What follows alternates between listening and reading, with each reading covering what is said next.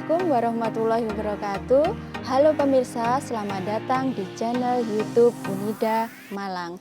Kembali bertemu dalam acara Bisa, bincang santai seputar ilmu pengetahuan dan isu-isu kekinian. Jangan lupa like, komen, share, and subscribe ya, supaya tidak ketinggalan video menarik dari kami.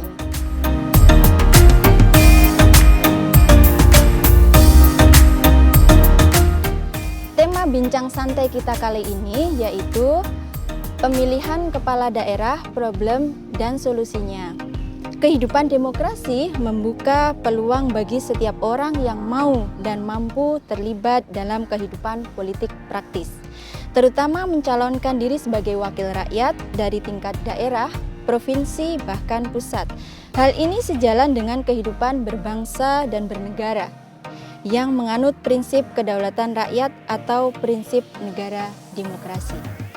Di samping itu, pentingnya suatu lembaga yang mengawal proses terselenggaranya pemilu agar terwujud keadilan bagi setiap warga negara untuk dapat menggunakan hak pilihnya dan mendapatkan hak untuk dapat mencalonkan diri sebagai wakil rakyat dalam suatu pemilu.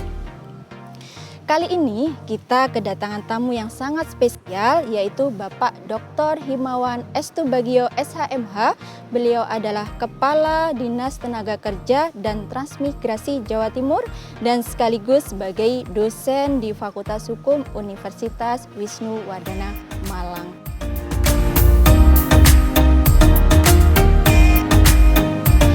Pemirsa, langsung saja ya kita sapa narasumber kita kali ini. Selamat pagi Pak Dr. Himawan. Pagi Mbak Wahyu. Bagaimana kabarnya Bapak? Baik. Mbak Wahyu itu Bu Wahyu ya. Iya, apa saja boleh Pak iya, ya. iya. Baik. Bagaimana Pak tadi perjalanannya dari Surabaya ke Malang? Well, good. Good ya, Pak. Asik dan udaranya masih seger, jadi nggak tahu saya perjalanan karena tidur. Baik. Tapi sampai sini selamat gitu. Oke, alhamdulillah Bapak. Baik Bapak. Begini Pak Himawan, sesuai dengan tema kita kali ini Bapak tentang pemilihan umum kepala daerah, problem dan solusinya. Yang kita ketahui Bapak bahwa tahun 2024 ini akan diselenggarakannya pilkada serentak Bapak. Sebelumnya kita bisa dijelaskan ya Pak secara singkat tentang pemilihan kepala daerah itu seperti apa? Baik, jadi salah satu hasil reformasi demokrasi kita itu adalah terjadinya proses pemilihan umum kepala daerah yang hari ini dilaksanakan secara langsung. Baik. Nah, di tahun 2024 nanti itu akan ada serentak pemilu di akhir tahun 2024 yang akan memilih gubernur 34 provinsi dan sekitar 464 kabupaten kota di Indonesia. Tentu ini seru karena dilakukan secara serentak. Iya, baik Pak. Sebenarnya pemilihan kepala daerah serentak ini kalau kita boleh tahu Pak, sama ini kan masyarakat Indonesia juga sebenarnya belum tahu sih apa sih pemilihan kepala daerah serentak ini Pak, gitu. Jadi gini, dulu pemilihan kepala daerah itu setelah tahun 2024 dilakukan secara langsung itu dilakukan secara parsial, jadi sesuai dengan kapan mereka akan berakhir dilakukan bersama, sehingga terjadi proses di mana pemilihan umum itu berbeda-beda di setiap daerah waktunya, tergantung habisnya masa jabatan. Nah, dalam proses perkembangan dengan putusan Mahkamah Konstitusi, maka dinyatakan bahwa untuk tahun 2024 itu dilakukan secara bersama-sama. Nah, akibatnya apa? Akibatnya di tahun 2023 ini nanti, saya kira di Jawa Timur sajalah itu akan ada 19 kemudian daerah yang kosong ya. Sehingga nanti ada pejabat sementaranya, ada Ya, pejabatnya PJS. yang akan diangkat. Ya. Yang paling awal nanti akan dimulai dari Kota Batu di akhir tahun 2022 ini sudah harus diisi karena mereka sudah habis masa jabatannya, karena Baik. dia pemilunya itu sebenarnya dari 2017 waktu itu, sehingga dia dilantik dengan habis. Nah, kondisi ini saya kira yang kemudian harus kita pahami sebagai warga masyarakat, bahwa kesempatan memilih kepala daerah serentak ini sebenarnya kesempatan yang sangat penting karena ini menentukan gerak langkah pemerintah daerah ke depan. Gitu. Oh iya, iya. Dimulai dari pemilihan kepala daerah serentak gitu ya, Pak Iya, ya. betul. Baik. Sebenarnya kalau kita lihat Pak ke belakang tahun 2019 pemilihan kepala daerah serentak itu sendiri bahwasanya kan banyak problematika, tapi Iya, iya, iya, jangan iya. ke sana dulu Pak. Saya iya, ini ditahan dulu Pak. Ini terkait dengan awal lagi konsep pilkada itu Iya. sendiri Pak. Apakah ada teori tentang pemilihan kepala daerah itu sendiri Pak? Jadi election untuk the major atau itu kan sebenarnya kalau kita lihat tahapannya kan ada pre-election, lalu election, lalu post-election. Itu dalam teori konsepnya ya. Oke, oke. Tapi sebenarnya yang paling penting adalah prinsip legitimasi dari sebuah pemimpin itu mendapatkan political support. Nah, itu prinsip yang paling penting. Nah, memang ini ala Indonesia ya. Baik. Di negara-negara yang lain sebenarnya sudah meninggalkan prinsip-prinsip yang seperti ini karena dianggap bahwa pemilihan major ataupun leader di local government itu tidak terlalu penting karena mereka biasanya menggunakan sistem perwakilan. Baik, Karena baik. memang orang yang akan dipilih sebagai leader di sebuah daerah sebagai region atau itu sudah diamati dari jauh-jauh. Iya. Jadi hampir semua pemilihnya itu mengenal siapa dia, di mana dia. Jadi kapasitasnya, kapabilitasnya, kompetensinya itu sudah diketahui dari awal. Nah, ini bedanya dengan di negeri kita, Iya. ya hampir konstituen para pemilih itu tidak mengerti sebenarnya background dari setiap orang. Iya. Nah, ini yang barangkali PR kita untuk di Indonesia. Kalau kita katakan pemilihan umum serentak ini kemudian menjadi bagian dari proses demokrasi politik yang akan dilaksanakan memberikan hak politik. Nah, pertanyaannya apakah orang yang punya hak politik ini ngerti yang dipilih? Ini yang barangkali harus kita pertanyakan ulang di negeri kita gitu. Iya, menarik sekali Pak ketika kita berbicara tadi tentang background Ya, dari masyarakat betul. kita itu sangat berbeda dengan negara lain Pak. Kira-kira apakah perlu adanya pemetaan dan lain sebagainya atau seperti apa kalau bisa kita katakan? Ya, di perjalanan kita pemilu kada ini kan rona-ronanya berbeda-beda. Ya, Ya, tetapi kesimpulannya sebenarnya ada 3. Pertama adalah mahal, ya, Iya. lalu ribut, ribet. Iya, Jadi Pak. mahal, ribut. Ribet, Nah, iya. itu yang 3 hal itu fenomena. ya, 3 hal Pak, yang ya? terjadi. Oke. Itu terrefleksi ketika kemudian Mahkamah Konstitusi di putusan terakhir itu dia menyerah, menurut saya menyerah, tidak mau lagi menangani sengketa pilkada sehingga dia justru bikin putusan supaya dibuat peradilan khusus. Iya. Bagi saya ini satu pertanda bahwa persoalan pilkada ini tidak lagi mampu dibendung ribut dan ribetnya itu tadi oleh MK. Nah, Oke. MK kecapean dan yang lain sehingga MK kembali ke jalan yang benar, hanya menangani 4 lalu rezimnya pemilu beneran. Nah, Iya, dari sinilah kemudian kita kan sebenarnya pilkada itu menurut saya bukan pemilu kada. Bukan Oke. jadi rezim pemilu karena dia bukan rezim pemilu tapi rezim pemerintahan daerah.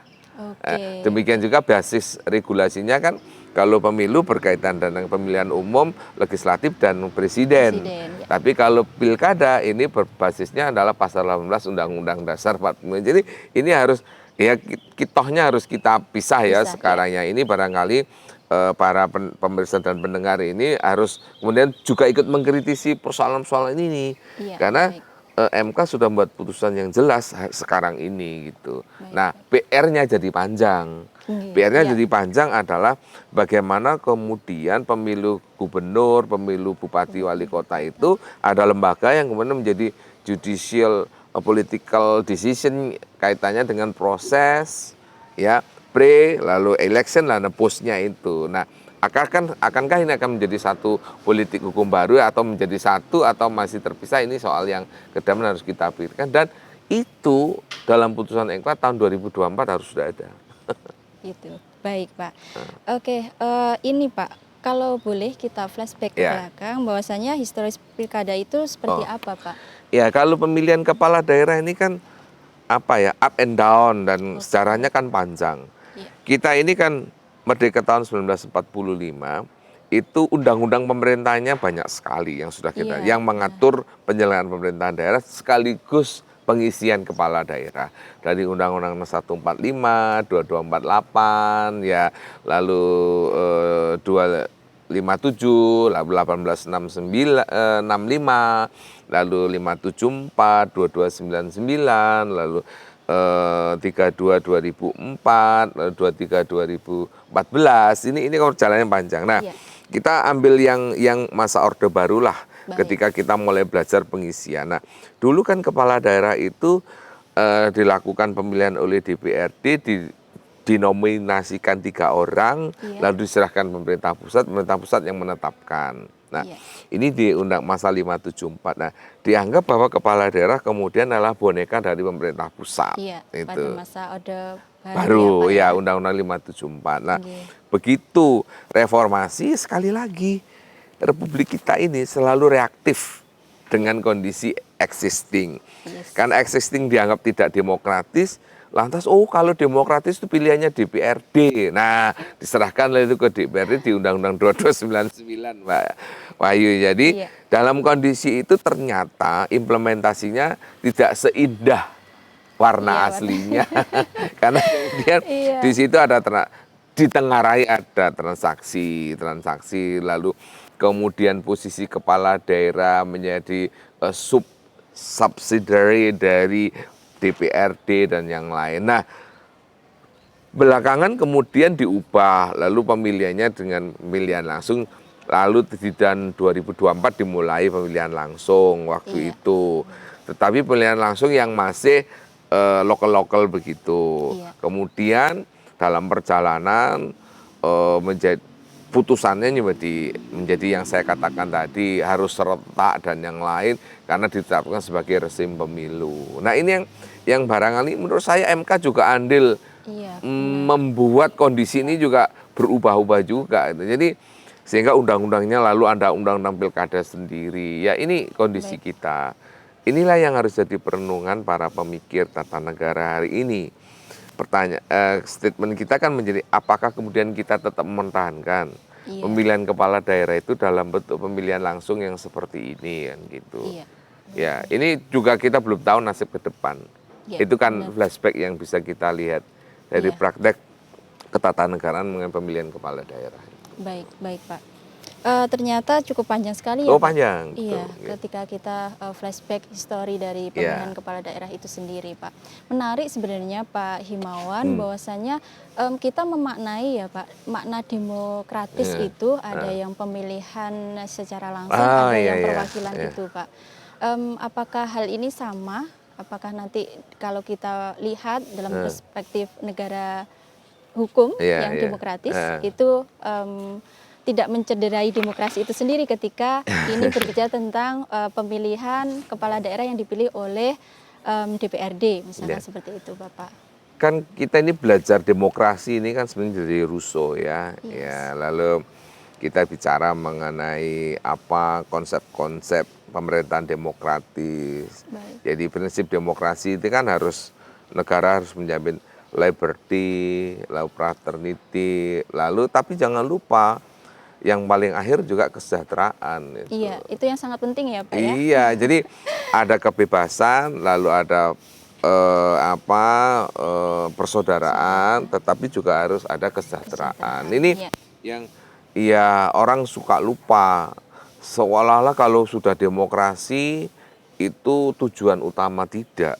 Iya, Demokrasi itu tool loh ya, alat Alat. ya untuk mencapai satu proses gitu. Baik, Nah, baik. tujuannya harus juga kesejahteraan gitu, Ya. bukan itu. Jadi kalau kalau dalam konteks itu, maka kalau kita hanya akan mengagung-agungkan apa yang dikatakan Aristoteles, ya demokrasi dari, oleh, Oleh, untuk. untuk Iya. rakyat, itu kan zaman-zaman bagaimana Aristoteles membangun pertama kali konsep itu. Tapi dalam implementasi nggak begitu. Iya. Kita harus juga belajar melihat fakta. Ya, makanya kemudian berkembang teori-teori demokrasi yang kemudian ada namanya direct demokrasi, ada representatif demokrasi. Yes. Iya. Karena lapangannya nggak sama. Nah, dalam konteks-konteks prinsip itu kan yang paling penting kan hak untuk dipilih dan hak untuk memilih. Memilih. Kalau dalam teori hak political right-nya kan, nah, right to candidate misalnya.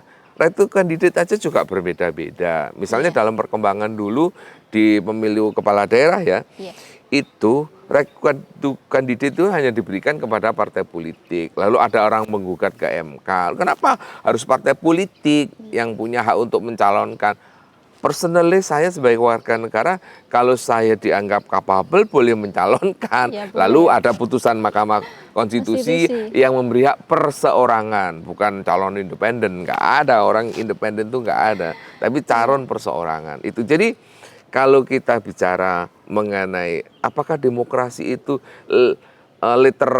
literal itu lalu kemudian setiap orang punya hak pilih, nggak selalu.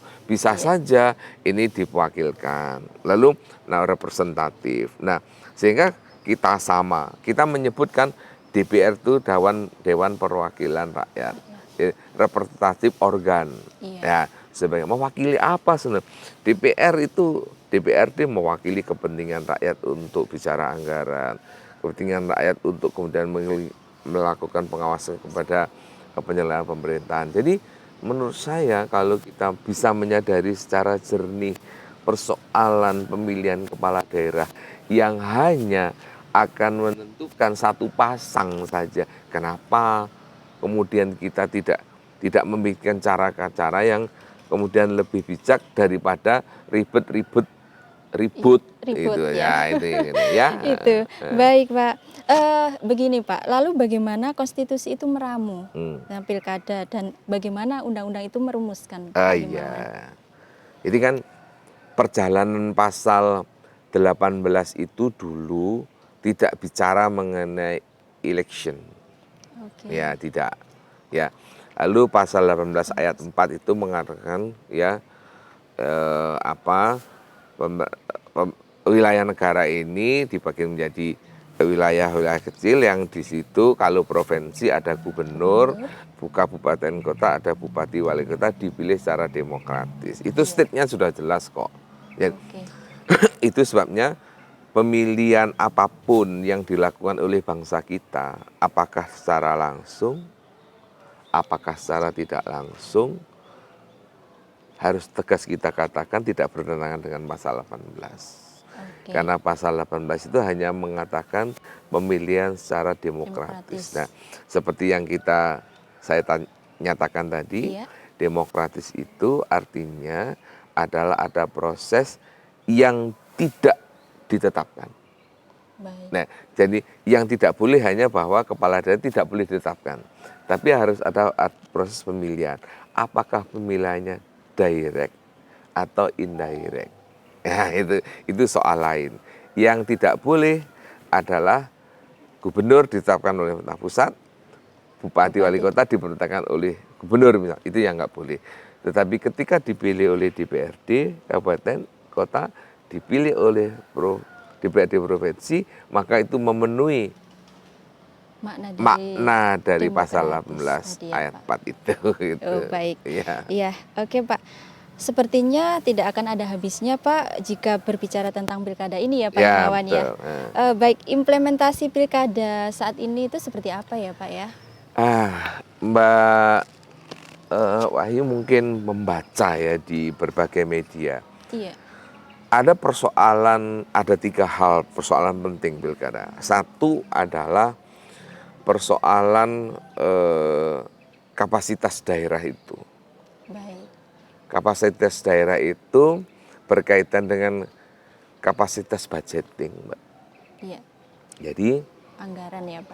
pasti anggaran itu ini kepada daerah dulu ya. Iya, Berimplikasi kepada perbedaan-perbedaan kemampuan seperti daerah ya. Kalau Kabupaten Malang, Kota Malang itu nggak bisa menjadi standar yang kemudian cukup duitnya.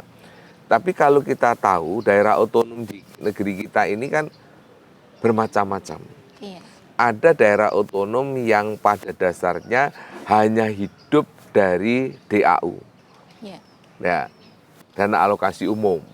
Itu artinya kalau dalam keluarga hidup dari uangnya mertua itu.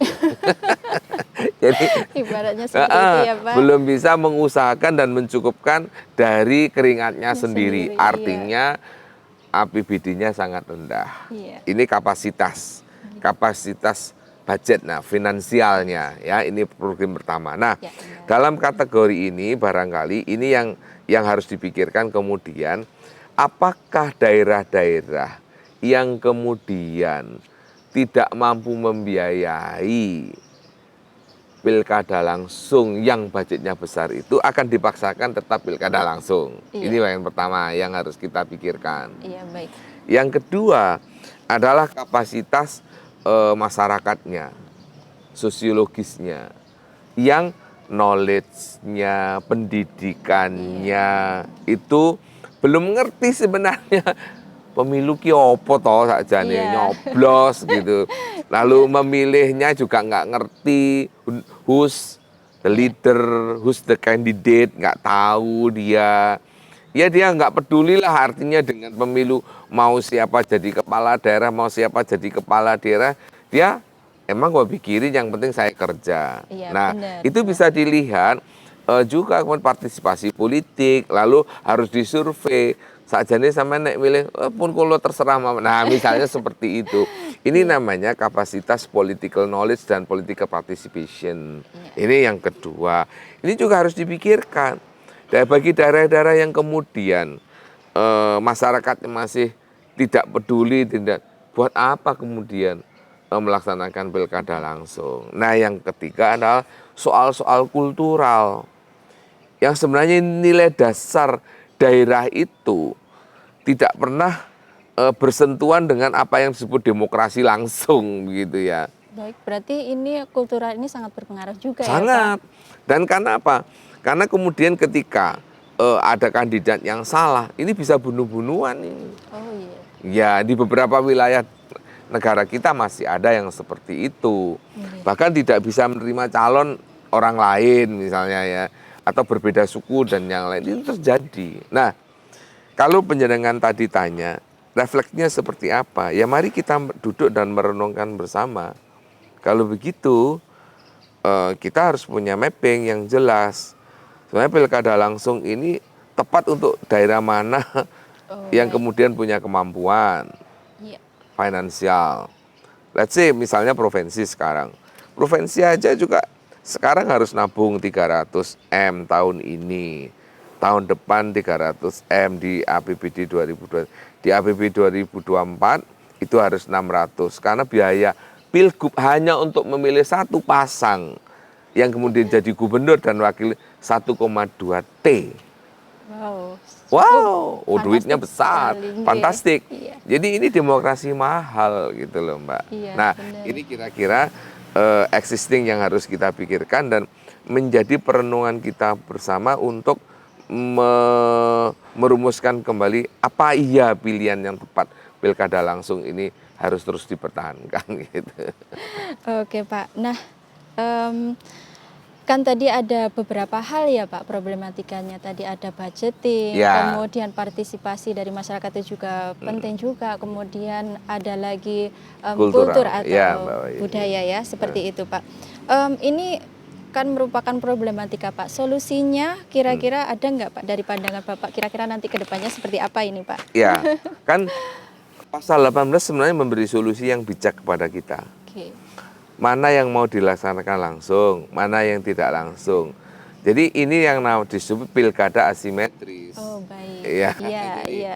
itu jadi opsi kita. Nah, kita kawan-kawan praktisi, akademisi, politisi, menurut saya duduk bareng aja. Nggak apa-apa kok. Ya artinya ketika satu daerah, Anda nggak perlu pilihan langsung, duit nggak punya gitu misalnya. Karena ini jadi panjang gitu persoalannya.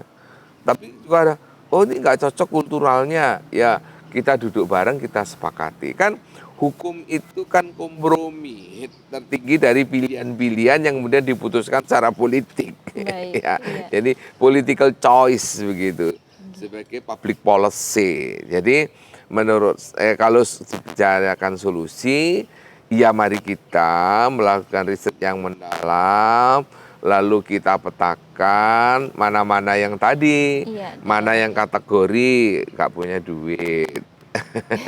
Loh, iya, mana yang kategori partisipasi politik kan banyak yang turun, Mbak. iya, Pilkada betul, Pak. itu. Iya. Apalagi kalau diliburkan orang pergi. Iya. Ya gitu. Nah, itu ya.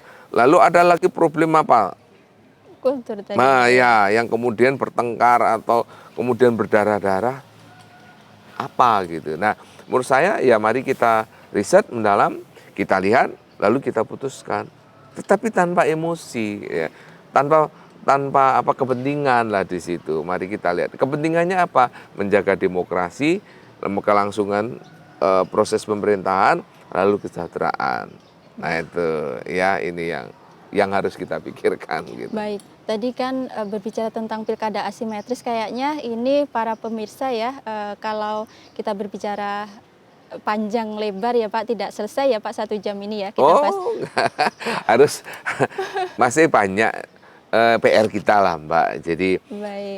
yang PR dekat aja peradilan yang kemudian harus memutus Iya, sengketa pemilu kada.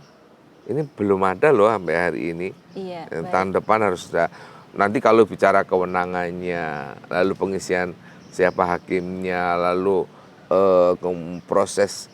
Kalau kita bicara judicial, itu kan judicial procedure menjadi sangat penting.